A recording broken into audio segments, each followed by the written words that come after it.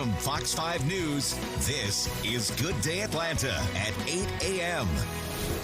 Happening right now, police are on the scene of a deadly shooting. This is in southwest Atlanta. We'll have the latest on the investigation.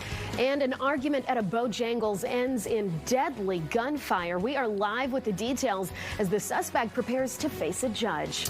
Good morning, everyone. Good Monday morning. Welcome to Good Day Atlanta at 8. I'm Buck Lanford. And I'm Alex Whitler. I really hope you guys had a great weekend. I know we sure did. Yeah, it was cold, though. It was, but we collected a lot of toys Yes, at the Great Toy Drop. Thank you guys for participating. Let's talk about that weather, though, because it's not pretty out there these days, Joanne. Just waiting to see some sun. It's got to be out there, right? It popped out for like a minute yesterday. Yeah. Did it? I missed it. And then it was gone. I think that might be about the most that we can do today, too. There is going to be a day this week where it finally changes around for us, but look at this view in Atlanta. The visibility at ground level is okay. It's not as bad as it was yesterday from a fog perspective, but there's a lot of low-hanging clouds out there. The clouds lingering behind the rain that is gone, but that rain left less than 1/10 of an inch in the rain gauge at the airport overnight. It was not expected to be more than that, and the timing working out as well that it's now moved along out to the east. You might be getting a little bit of drizzle in some of those higher elevations of the mountains, but nothing of any real significance there. And now going forward, the sun might peek out here and there, especially later today, but not enough to really warm things up much. We're expecting highs near 50 instead of that near average high of 58 degrees. But the temperatures actually change a lot from one day to the next in our 7-day forecast. I'll break down those changes for you coming up in a few minutes. Buck and Alex. All right, Joanne, thank you. Let's check Skyfox traffic now. We're watching heavy delays on the west side of 285 heading south. This is due to a crash that's blocking 3 left lanes before I-20.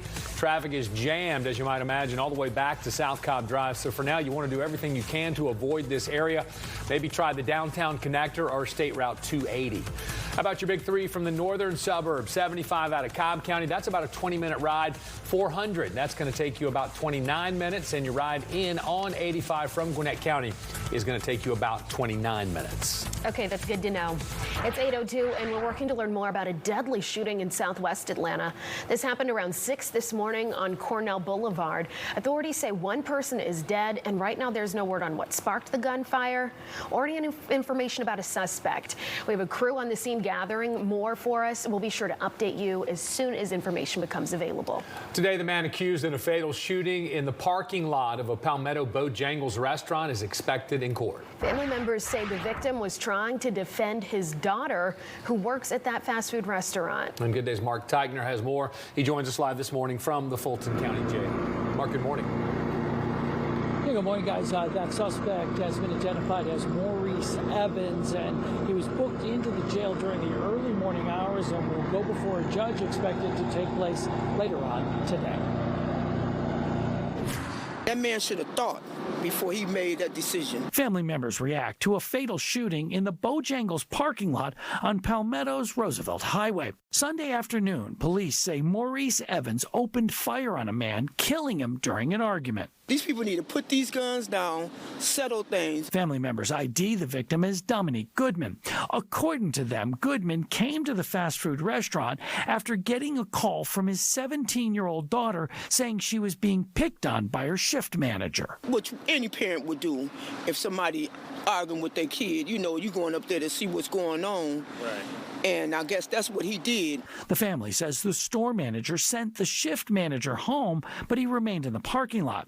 The family tells us when Goodman tried to confront his daughter's coworker, Evans got out of his car and shot the father several times. Even if y'all got into a fight, it was no need for a gun, right. And especially a manager, exactly. And you working in there, you know what I'm saying? That's crazy. Now they worry about Goodman's daughter, who was there as her dad was gunned down. She lost everything. Her father, you know, she'll never get him back, and that's sad.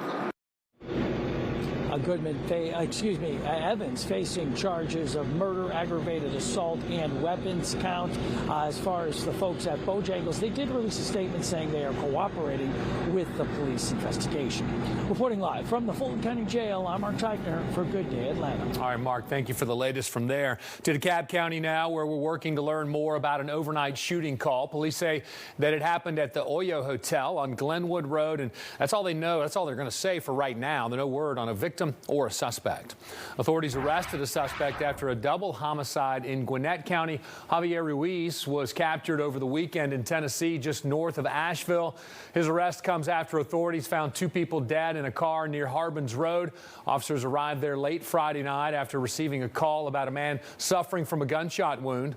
While investigating, they learned 2 other people were shot and killed just up the road. Police say interviews with witnesses helped them determine the 2 scenes were related. It's 8:05 now, and this morning we're working to learn more about what sparked an apartment fire overnight. It happened in southwest Atlanta. The flames broke out overnight at those terrace apartments in the townhomes on Mount Zion Road, damaging 8 units total. When crews got there, they say flames were already shooting through the roof. Fire crews say 1 person was still inside but got out safely. Thankfully, no other injuries were reported. The DeKalb County Board of Education is expected to make a decision today on what'll happen to one of its schools. The district leaders want to modernize a nearly 100-year-old school after students posted a viral video of crumbling conditions, including exposed wires, leaking sewage, and cracked walls. Good Day's Caitlin Pratt explains. I am definitely for renovating the school in its current location. Druid Hills High School has been around for nearly a century, but the fight to keep the aging school at its location continues to linger on. Druid Hills High School has been an important foundational part of the Druid Hills community for a long time. There are definitely improvements that need to be made, and we're ready for those to happen. District leaders were considering a proposal to move the school to 2 other sites, but now they're hoping to keep the historic facility in place and renovate its current building. It won't be cheap, though. The modernization project's price tag expected to exceed $140 million. I think that it's worth it. I agree with the school staying here, but if they were to relocate, I hope it's more cost efficient. The facelift would bring the existing structure up to code while not changing physical spaces like hallway or classroom size or stairwells. Proposed renderings for the project include adding a 4-story building, along with a parking garage behind the property, and a full-size athletic field. All other buildings would be demolished. Caitlin Pratt for Good Day Atlanta. Druid Hills High School has stood where it is now since 1928, and in a few hours, the board is expected to vote on remodeling that facility. That meeting is set for 11:30 at the district's headquarters. It is such a classic brick schoolhouse. Yeah. It's used in a lot of movies and things because it looks like that way. So the school board will also live stream the meeting for those who cannot make it in person. 8:07.